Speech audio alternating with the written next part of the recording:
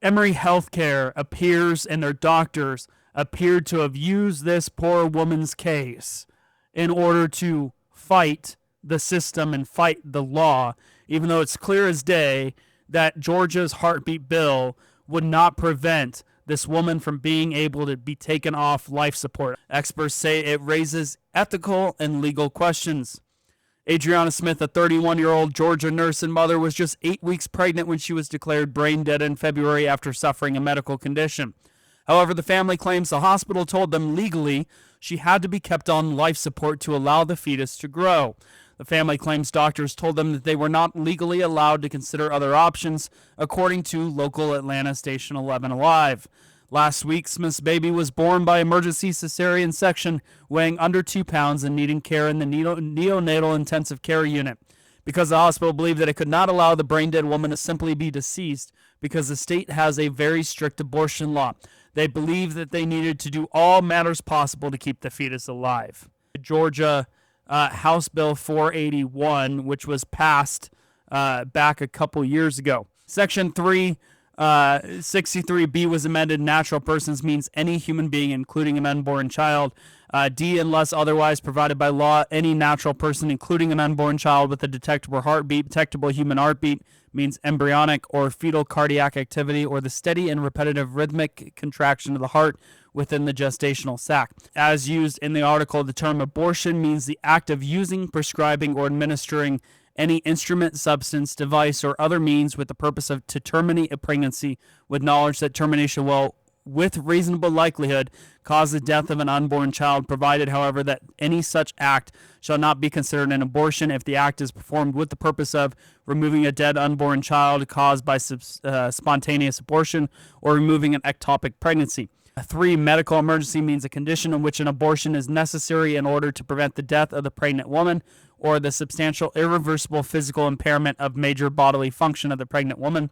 No such greater risk shall be deemed to exist if it is based on a diagnosis or claim of a mental or emotional condition of the pregnant woman, or that the pregnant woman will purposefully engage in conduct which she intends to result in her death or in substantial irreversible physical impairment of a major bodily function. Medical futile means in reasonable medical judgment, an unborn child has a profound and irremediable congenital or chromosomal anomaly that is incompatible with sustaining life after birth.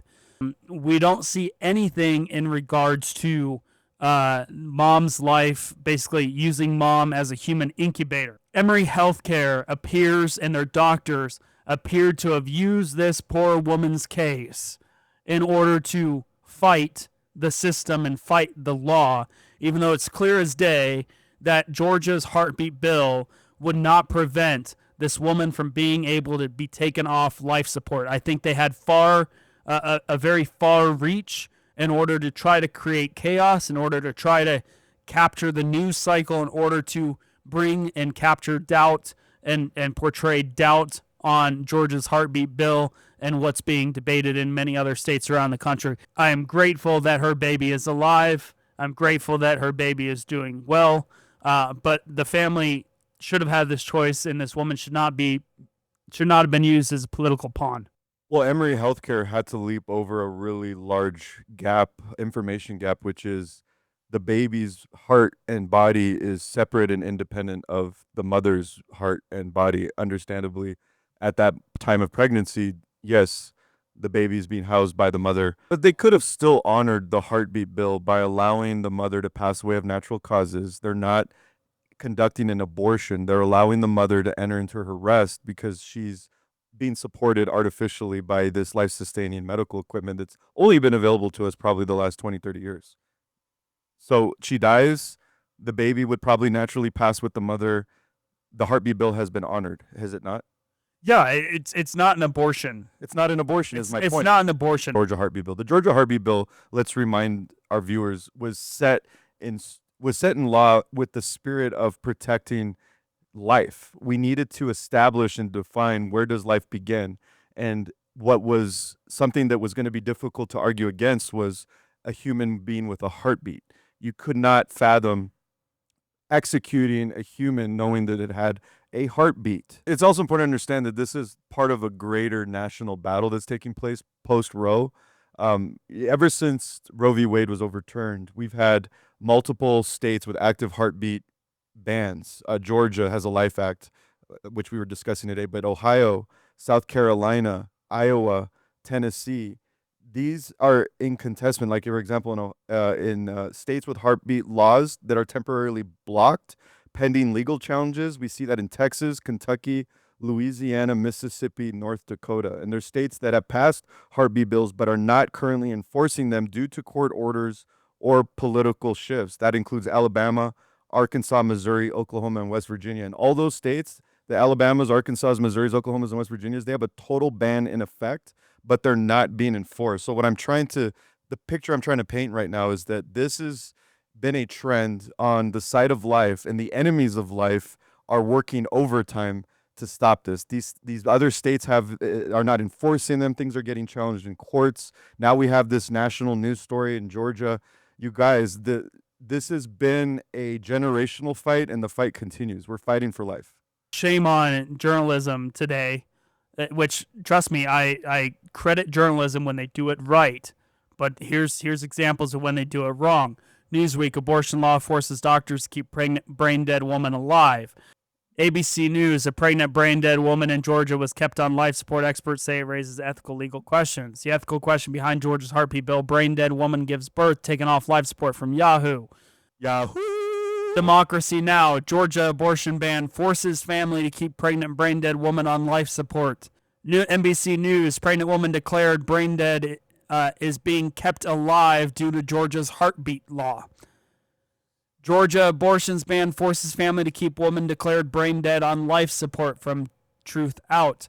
I mean, this is an example of nobody's asking the question, did Emory screw up in their interpretation of this law? Which is really the question of the day, is did Emory overstep in terms of their interpretation of the law? And I believe 100% they did, because I've read the law and I've read the story, and it's clear as day that nowhere in the law does it require this woman to be kept alive.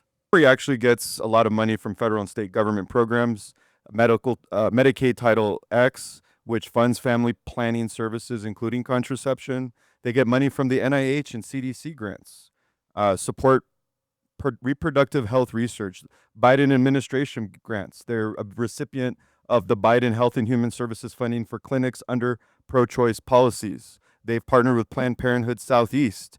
They partnered with them for training, research, and referrals. The Susan Thompson Buffett Foundation is a major abortion rights funder and has given grants that are affiliated with Emory.